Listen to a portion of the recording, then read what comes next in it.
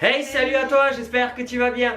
Je te retrouve dans cette vidéo comme promis pour te parler du coup du Mera Luna en compagnie de Cheshire Blue ici présente. Salut. Dans cette vidéo, on va simplement t'expliquer un petit peu ce qu'on a fait pour aller du coup pour partir de chez nous Toulouse à Hildesheim au Mera Luna directement en Allemagne. Hildesheim.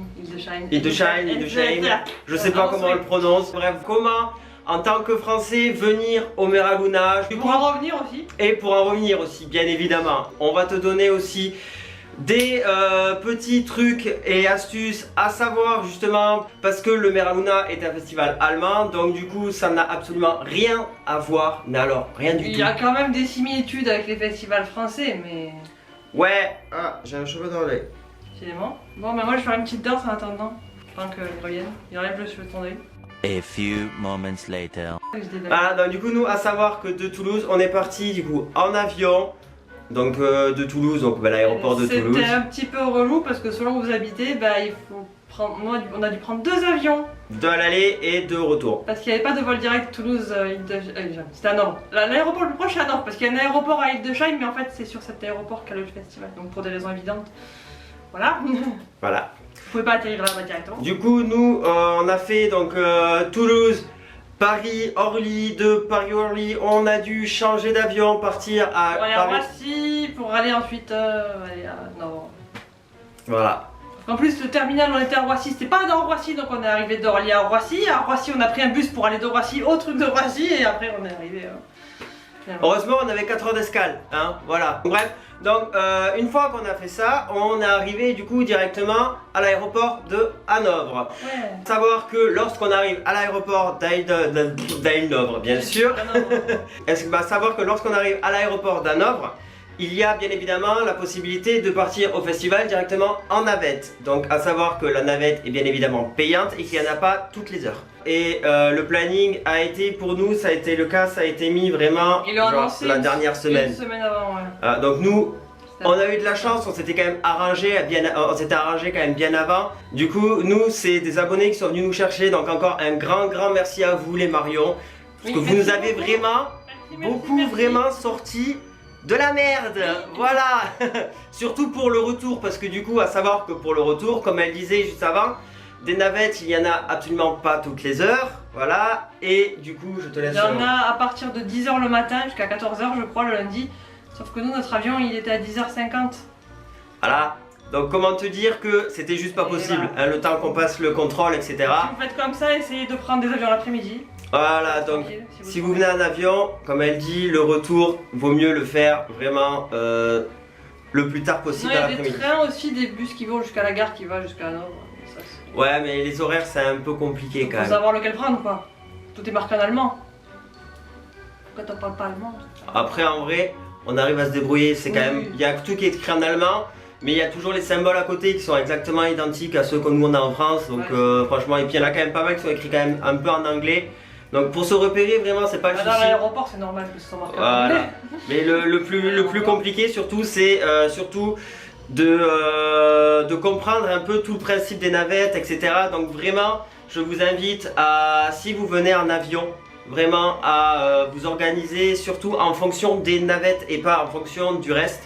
Donc nous, à savoir que bien évidemment, lorsqu'on est arrivé, il est la possibilité justement pour ceux qui arrivent en navette de se faire poser le bracelet directement du coup à l'aéroport. Du coup quand tu montes à la navette, ça t'évite de faire la queue à la pose des bracelets une fois que tu arrives sur le festival. Du coup grosso modo, pour y aller et rentrer avec l'avion en tant que Français, il n'y a pas de souci. Voilà. Après si vous venez en train, il y a aussi des navettes depuis la gare d'Hildesheim jusqu'au festival et des bus, ils indiquent très bien sur le site.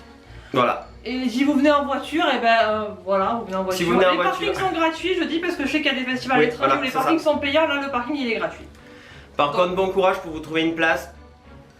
Parce que c'est un peu le premier arrivé, premier servi, mais si tu as l'habitude de faire des festivals, tu sais un peu, tu connais un peu les bails quoi, voilà, tout simplement. Du coup, je crois qu'on a à peu près fait le tour pour plus ou moins le trajet pour y aller et revenir. Je crois en gros, on a un peu tout parlé. Nous, à savoir que sur place, nous, ce qu'on a fait, on n'a pas été au camping normal. Parce que étant donné qu'on est venu en avion, on n'avait clairement pas envie de s'embêter avec tout le nécessaire de camping, que ce soit la tente, les duvets, les sacs de Surtout couchage. il faut payer le supplément bagage, et avec tous les problèmes qu'il y a en ce moment de bagages perdus. On a vu des gens sur place qui ont eu cette malchance, ils arrivent et les affaires n'avaient pas suivi. Voilà. Nous on a prévu un peu la facilité. On a pris le Easy Camp du Le- coin, on a- le Gothic nous- Garden. Voilà, c'est ça. Nous, c'est tout simplement réserver une tente au Gothic Garden. Donc le Gothic Garden, c'est un peu l'équivalent d'un Easy Camp pour si tu as déjà fait le Hellfest. Mais en mieux, je pense. Mais en beaucoup mieux, puisque En du mieux, coup, je dans pense. l'Easy Camp, c'est-à-dire que tu réserves ta tente, il y a plusieurs gammes de prix, bien évidemment. Bonjour. Oh. Ah, voilà. Il y a bien... Bonjour. Il y a quelqu'un, il a voulu dire bonjour. Oui, il est malheureux alors. Il y a bien sûr, il y a bien évidemment plusieurs gammes de prix. Hein. Nous, on a pris la moins chère pour 2 personnes. Dans la moins chère, ce qu'il y avait, c'était simplement ta tente, où est-ce que tu pouvais te mettre debout dedans. Donc franchement, Ah oui, vraiment c'était grande une tente. grande tente avec 2 compartiments.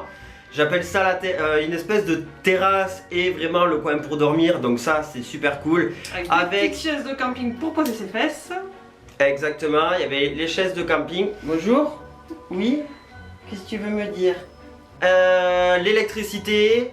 Il y a une prise dans la tente quoi. Ouais, voilà, directement une Il y a le rallonge dans la Wi-Fi tente, aussi. un wifi, il te donne Un code wifi par personne. Il Voilà. marchait pas, mais c'est pas grave. Ouais, mais il y a quand même un code wifi Ah, on le par captait pas personne. depuis la tente, Voilà, c'est de là où on était, on le captait pas.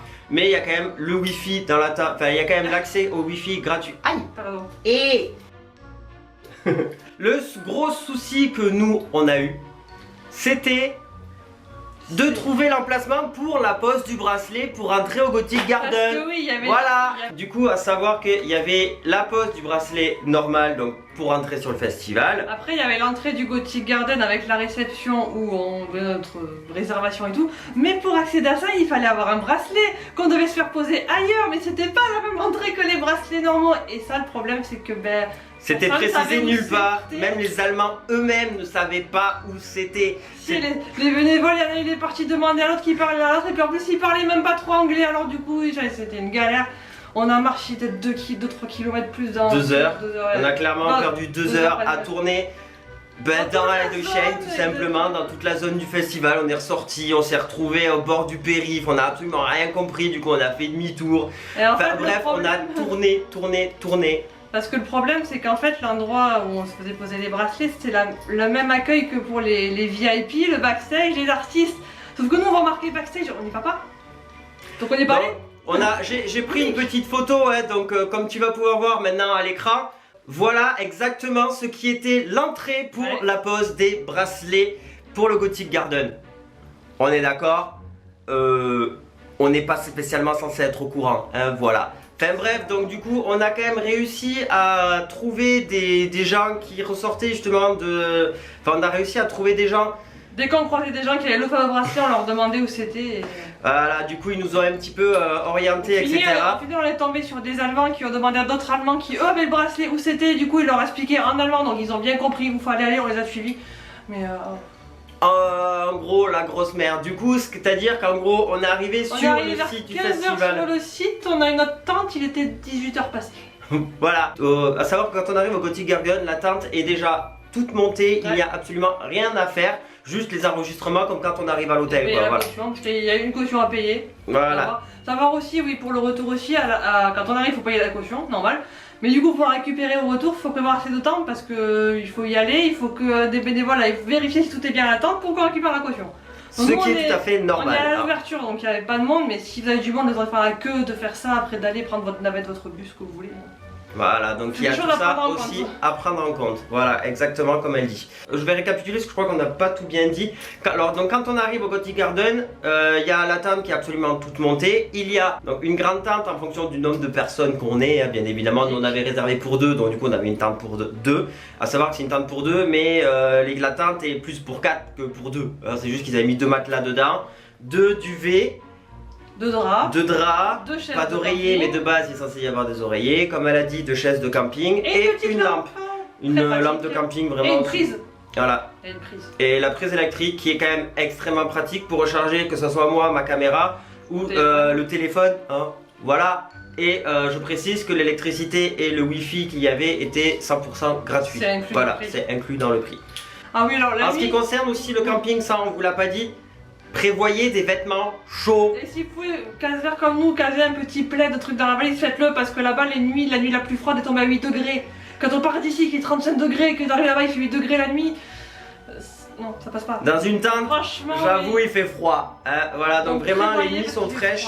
Essayez vraiment de prévoir un petit plaid en plus, ou si vous avez vraiment de la place dans votre valise cabine, ouais, un petit gourmi, un petit plaid quoi, ouais, une polaire, mais quelque chose d'un petit peu chaud quoi, au moins pour pouvoir passer la nuit tranquille quoi. Voilà à peu près pour ce qui concerne le Gothic Garden.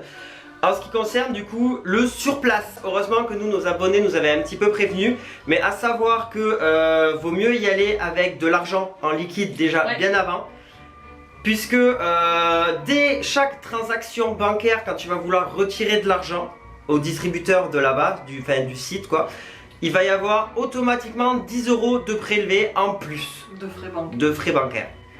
Donc quand on le sait, on anticipe, voilà, je trouvais pas le mot. Surtout qu'il y a beaucoup de stands qui prennent que le cash. Il n'y a pas de système de cashless comme dans les autres festivals, c'est vraiment on arrive avec nos sous, point barre. Voilà, c'est ça. Essayez de prévoir votre budget, oui. Essayez voilà, de prévoir votre budget un petit peu à l'avance, essayez d'anticiper hein, simplement. Après, après bien sûr, si vous avez besoin de retirer, au moins vous savez que il y aura 10 € de frais supplémentaires quoi, voilà, ça fait râler, mais quand on n'a pas le choix, on n'a pas le choix, voilà. Donc du coup il me semble avoir fait plus ou moins le tour. Après oui, si vous sur le festival, si vous voulez prendre des choses plus précieuses ou si vous n'êtes pas à l'hôtel ou quoi, il y a des casiers qui sont réservables un peu comme Hellfest aussi. Voilà. On l'a pas pris mais c'est un détail qui peut servir. Voilà, nous on l'a pas pris parce qu'on avait tout sur nous et que nous on a... Il y a des casiers aussi qu'on peut louer, je sais, connais pas les tarifs parce que je n'ai pas regardé mais... Voilà, mais à savoir que c'est possible, voilà. Donc il me semble avoir fait plus ou moins, il nous semble avoir fait le tour. De toute façon, si on a oublié des choses ou vous avez des questions en particulier, surtout l'espace commentaire c'est fait pour ça, n'hésitez surtout pas à les poser, on y répondra le plus possible. Il y a un truc qui me revient moi. Vas-y. Tout ce qui est bouteille d'eau sur place. Ah oui, ça j'avais oublié. Les bouteilles d'eau dans les festivals, on a vu d'ici, c'est pas autorisé, ok. Mais là ils avaient marqué sur le site, ils autorisaient les bouteilles pliables et Tetra Pak. Alors moi pliable, en fait c'est des trucs tout plats comme les poches à eau limite.